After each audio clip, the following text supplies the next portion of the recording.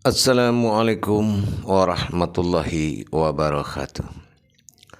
Alhamdulillah, alhamdulillahirabbil alamin.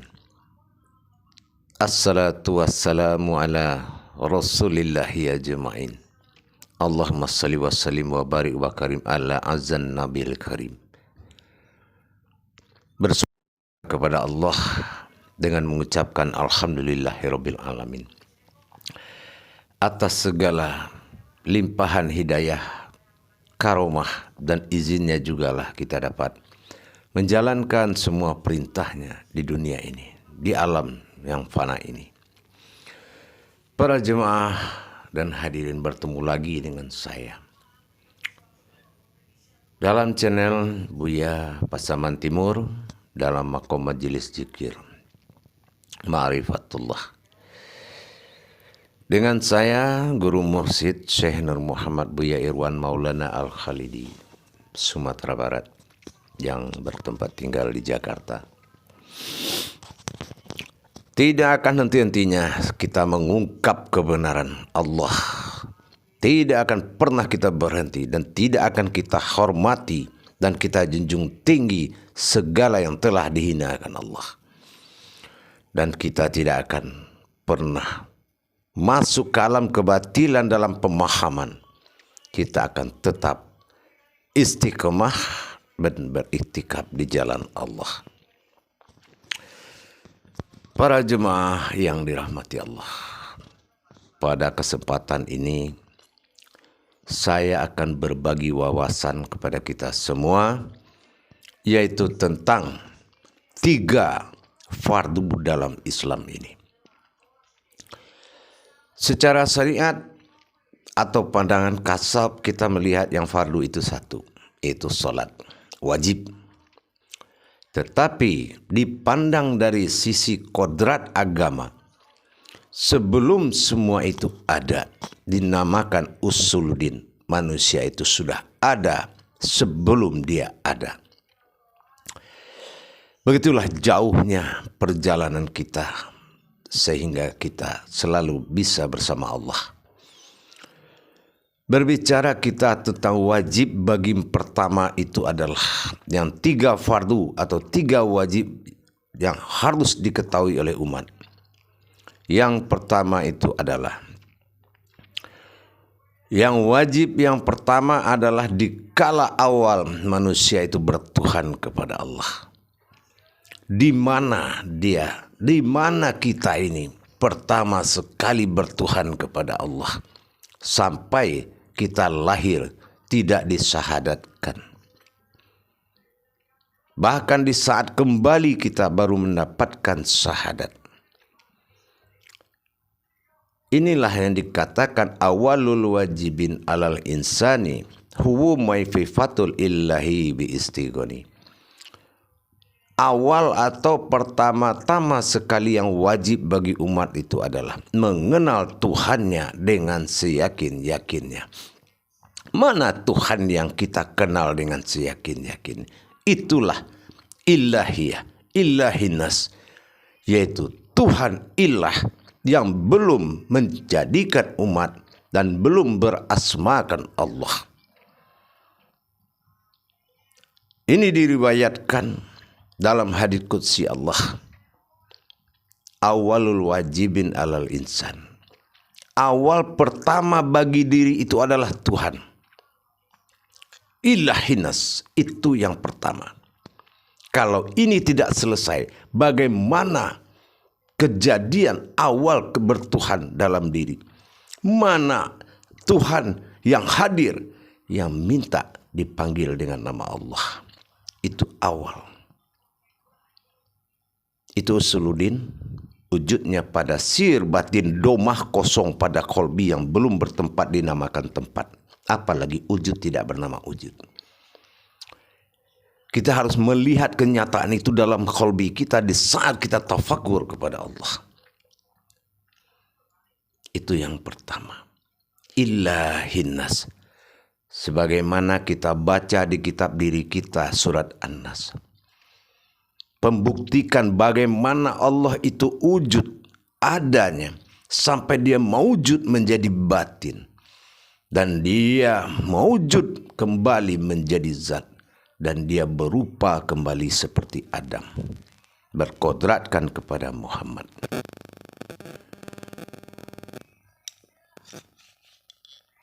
Itu yang pertama para jemaah.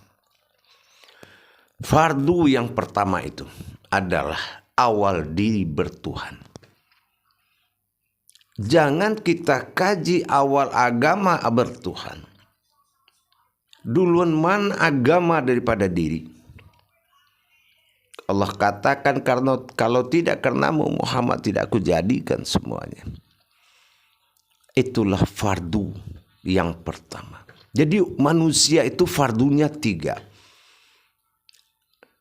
Tapi dalam adab, dalam iman, itu fardu ada dalam agama.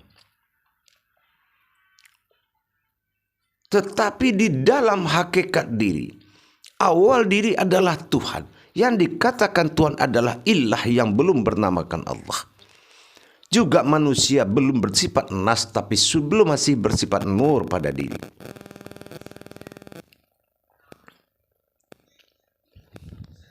Tidak mudah para hadirin menjadikan Allah itu Tuhan pada diri kita. Dengan segala cara kita jadikan Allah itu Tuhan, kalau kita tidak mengkaji usuluddin kembali. Bagaimana dengan wujud adanya sebelum kosong itu, sebelum adanya wujud, terjadi sukunnya Allah, terjadi tempat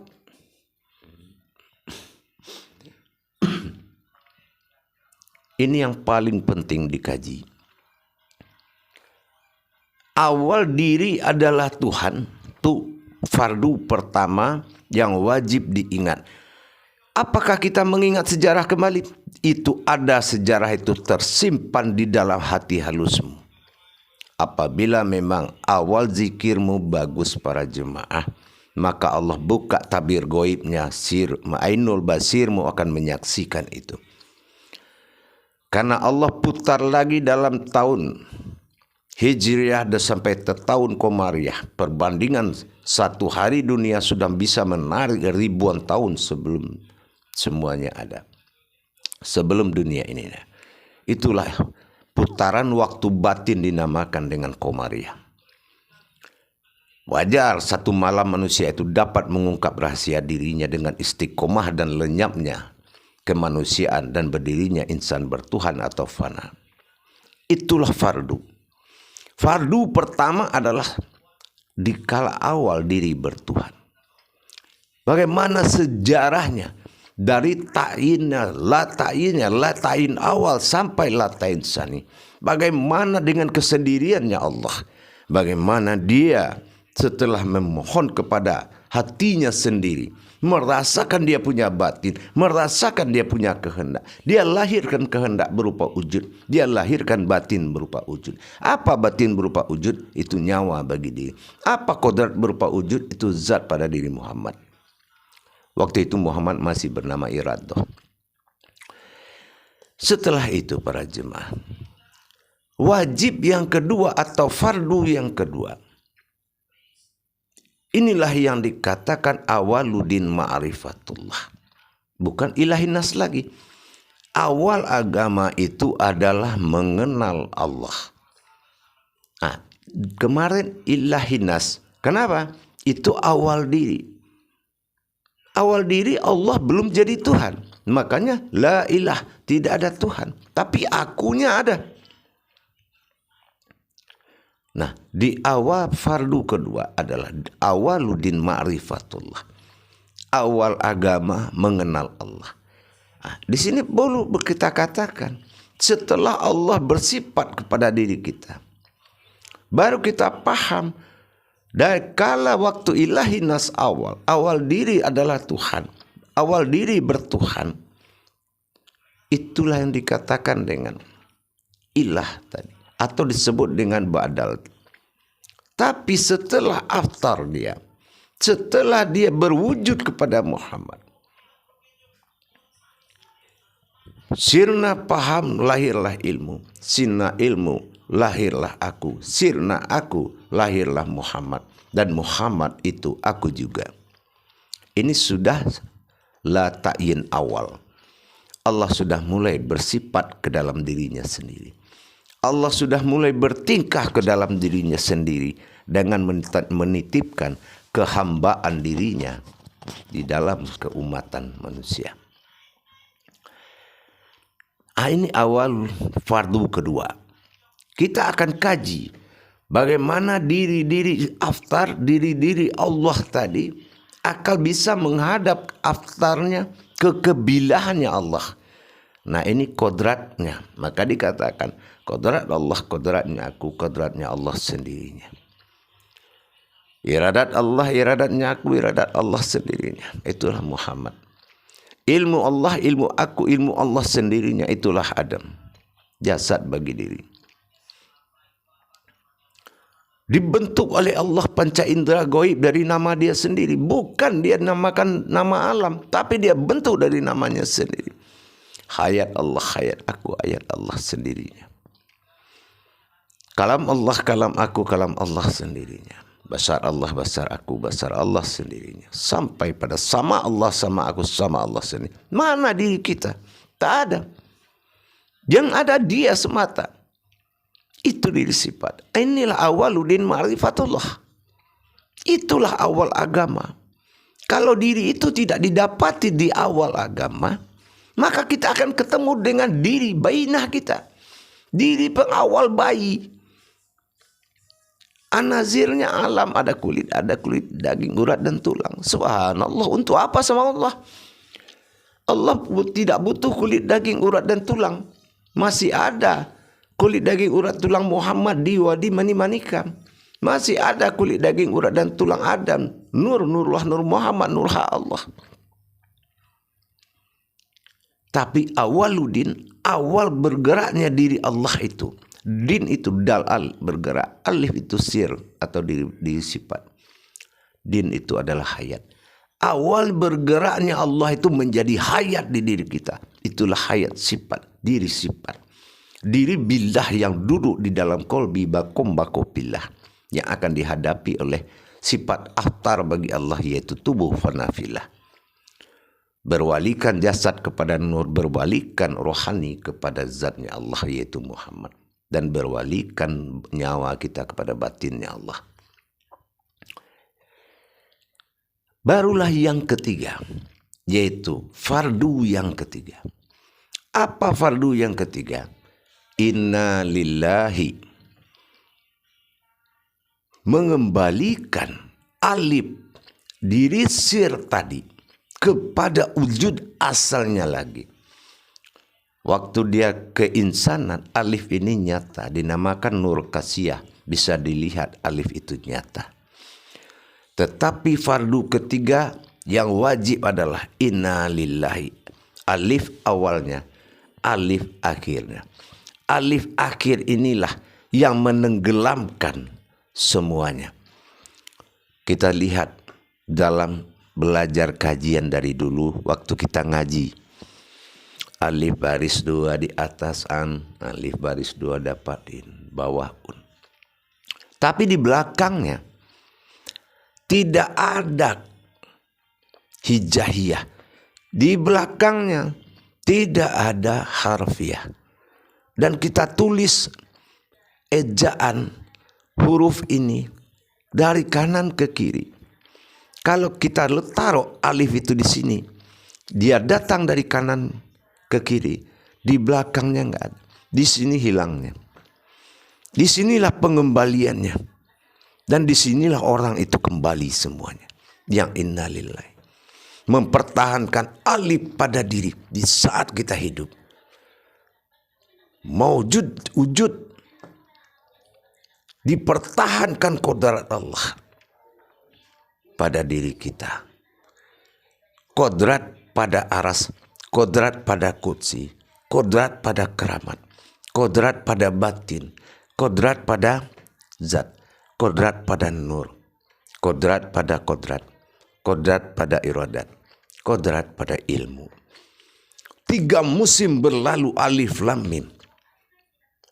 terjemah 9 kodrat Allah bersembunyi. Zahir 9, batin pun 9. Alif di dalamnya ada 3 zahir 3 batin.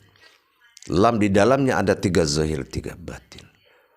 Sementara mim di dalamnya ada 3 zahir 3 batin. Sudah tahukah kita sampai di situ? Kalau tidak, kita tidak akan bisa beribadah kepada Allah kalau kita tidak tahu bagaimana Allah menyembunyikan hakikat dirinya, sehingga tidak mampu akal dan nafsu kita mencari hakikat Allah itu.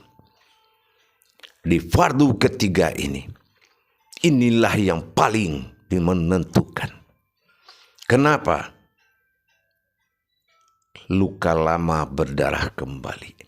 Hidup di zaman sekarang, berilmu ke masa lalu itu adalah pilihan. Kenapa? Tulisan yang kamu tulis ke kiri itu akan tenggelam di belakang alif, termasuk dirimu sendiri. Kalau kamu tidak pernah masuk ke alam itu dan berkenalan di alam itu dan tidak kenal alam itu, maka kodrat Allah akan memaksa. Terbalik ayat Al-Quran itu la ikraha fiddin. Tidak ada paksaan dalam Islam. Tapi dikala kodrat tidak kembali alif kembali alif, nyangkut alif, terbinasa kita dalam sakaratul maut. Solat juga begitu. Tidak bisa kamu melenyapkan jasadmu kepada jasad batinmu. Berarti kamu gagal melenyapkan sifat Allah kepada zatnya sendiri. Bagaimana diri sifat menghadapi kalau yang datang itu bukan zat dan nurnya? Ini fardu ketiga para jemaah. Allah simpan rahasia itu di dalam dalilnya sendiri. Bidahalihi marifatul haq fil ilmi. Kebenaran sebuah ilmu itu aku akui setelah keluar dari dalilku sendiri. Bagaimana kita mencairkan suasana ayat menjadi kauliyah. Bagaimana kauliyah ini dicairkan menjadi munajat. Dan bagaimana munajat ini bisa dikeluarkan berupa ma'rifat. Ayat kauliyah munajat berakhir dengan ma'rifat. Itulah ayat suci. Bergerak dari kolbi, naik dari kolbi, digerakkan oleh jantung, disuarakan oleh mulut. Bukan mulut bersuara, tapi disuarakan oleh mulut. Masuk dia lagi ke dalam. Itulah tajalli daripada tauhid kauliyah. Sampai di batin dia dinamakan, hati dinamakan dia kauniyah. Sampai di hati dia dinamakan, di jantung dia dinamakan kauliyah. Tapi sampai di mulut, di alam dia dinamakan kalam. Makanya dari kalam itu menjadi mutakalimun.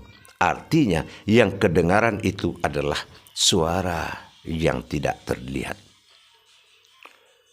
Suara yang terpendam, suara yang tertutup, tetapi bisa didengar. Itulah mutakalimun. Jadi para jemaah, para penonton, para hadirin, mari kita kejar kebenaran-kebenaran Allah sampai kita bisa mendapatkan kesempurnaan 3 syarat tadi. 3 syarat fardu itu kita dapati karena 3 alam yang membawa. Alam sebelum semuanya jadi dinamakan usuluddin. Alam asalnya, alam usulnya agama. Alam usulnya Islam. Yang kedua adalah alam yang terwujud di dalam alam itulah yang dikatakan dengan sifat daripada awaluddinnya. Apa awaluddinnya? Kita harus tahu di mana awal Islam itu bangkit. Di mana awal diri itu jadi, di mana awal Allah itu menjadi Tuhan. Proses itu harus kita lihat di dalam kolbi kita semua. Dengan lenyapnya kita ke dalam kolbi itu. Nah, yang ketiga itu adalah inna lillahi. Itu yang dikatakan tauhid atau fardu yang penutup tadi. Wujud Allah pada batin. Di situ kita menyatakan wujud itu ada. Tinggal kita mencari apa itu batin, di mana alam batin, apa namanya setelah dia menjadi rumahnya Allah. Itulah kolbi. Tidak semua orang yang punya kolbi, tapi kalau kolbu semua orang punya. Wujud Allah pada batin, ada Allah pada batin. Maujud Muhammad pada rohani, itulah zat kunah awal jadi. Itu makanya awaluddin. Baru maujud nurani pada Adam, itulah nur yang bersifat kehidupan alam, penghulu dan khalifahnya sekalian alam. Rangkaian kehidupan Allah dalam wujudnya adalah manusia. Qul huwallahu ahad. Lihat tatap wajahmu, tidak ada yang sama dengan kamu. Ciri khas Allah. Allahus samad, lihat kalbimu. Disitulah kamu tepat memohon. Lam yalid, lihatlah diri sir Allah pada dirimu. Walam yulad, kamu lihatlah diri nyatanya Allah. Diri anazirnya Allah, yaitu jasadmu berwalikan kepada Nur Adam, Nur Muhammad pada Adam.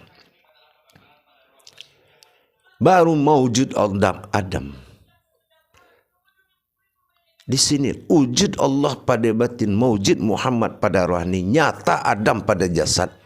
Kalau Adam pada jasad, kita tidak boleh mengatakan air, api, angin, tanah asal kulit kita, karena itu alam bukan Adam.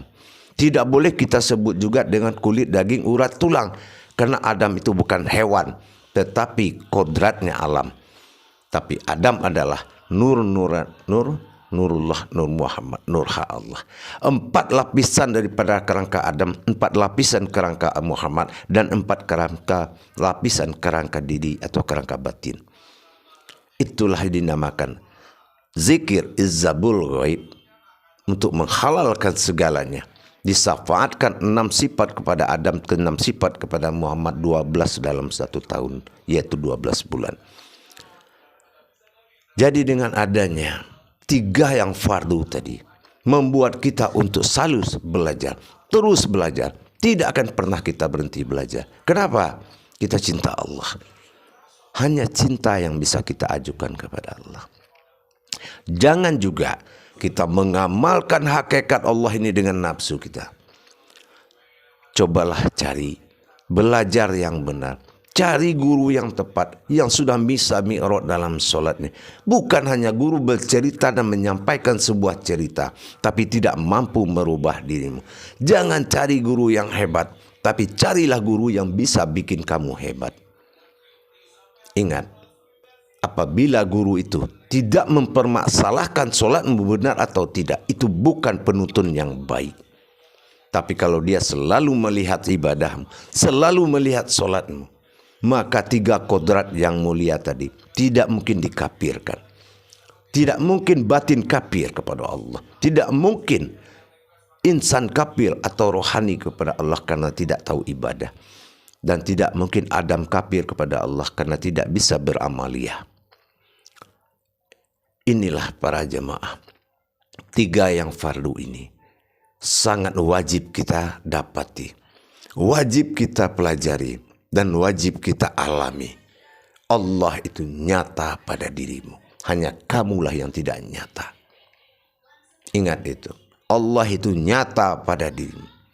Semuanya terbuat dari sifat dia yang nyata. Kamu hanya sebuah diri keinsanan Allah. Karena dalam tajalli keinsanan dunia, maka Allah berinsan pada diri kita. Allah yang berinsan. Jangan kamu katakan kamu punya nasib. Jangan kamu katakan kamu punya keberuntungan. Tapi katakanlah, kulla min innallah. Semuanya itu datang dari Allah. Jadilah kamu insan Allah yang hidup di muka bumi. Jangan kamu kejar dunia ini.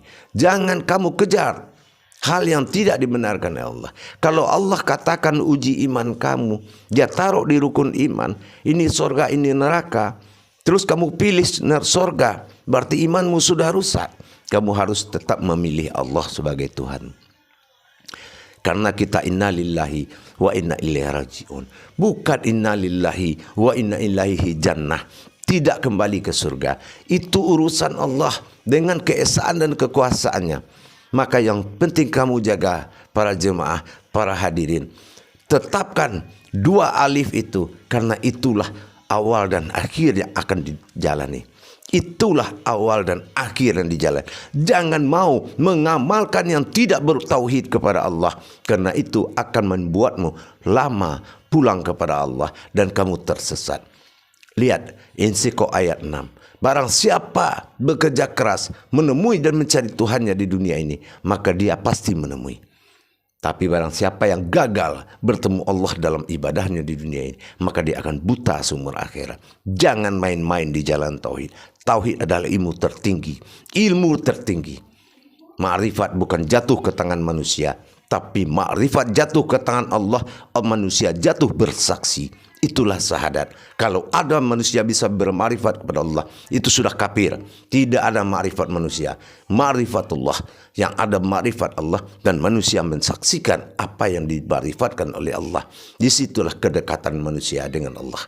Insya Allah, para jemaah, janganlah malas-malas, rajinlah belajar. Lihat keluargamu, kamu imamnya. Apabila kamu jatuh, mereka akan jatuh. Akhirul kalam. Wabillahi taufiq wal hidayah. Assalamualaikum warahmatullahi wabarakatuh.